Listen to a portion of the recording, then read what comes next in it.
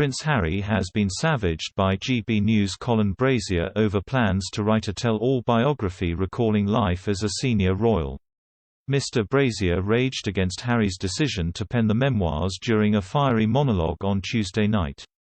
The GB News presenter slammed the prince by weighing up the Duke of Sussex's recent media antics against the recently published obituary of a 100-year-old WW2 RAF ace named Benny Goodman. Mr. Brazier said, "What an antidote Squadron Leader Goodman's story is to the self-promotion, Windsor-bashing and muck-raking of Captain Wales, whose memoirs Goodman put his life repeatedly on the line for the King. The Duke of Sussex won't put a sock in his mouth for the Queen." He continued, "Goodman hit targets all over Germany for the legendary Dambusters. The Duke is getting ready to release truth bombs from his base in California." Goodman, a lifelong opponent of antisemitism, tried to kill Hitler in an air raid against his Bavarian Eagle's Nest. Harry, who once dressed as a Nazi at a fancy dress party, caused his own firestorm by making unverifiable accusations of royal racism. Goodman's Lancaster carried the biggest bomb ever flown by the RAF, destroying the Arnsberg Viaduct with one. The GB News host added, "Harry, having revived hopes for a royal reconciliation when he and his brother unveiled a statue to their late mother, now seems determined to blow up any remaining bridges with his family."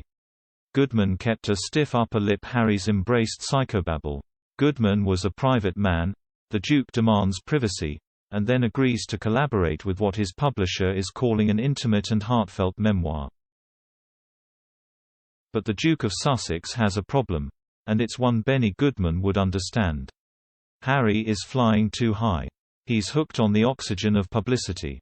To make an impact, his bombshells have to get bigger and more explosive. Eventually, there'll be no disclosures left. The bomb racks will be empty. The culture war that Harry and Meghan have signed up to fight will have moved on to battles anew. It comes as royal expert Daniela Elsa that Meghan and Harry's lucrative TV deals may dry up when the novelty of being royals wears off. Writing for news.com.au, she said, "When the Sussexes do start unveiling their slate of TV and podcasting projects, they will get one shot.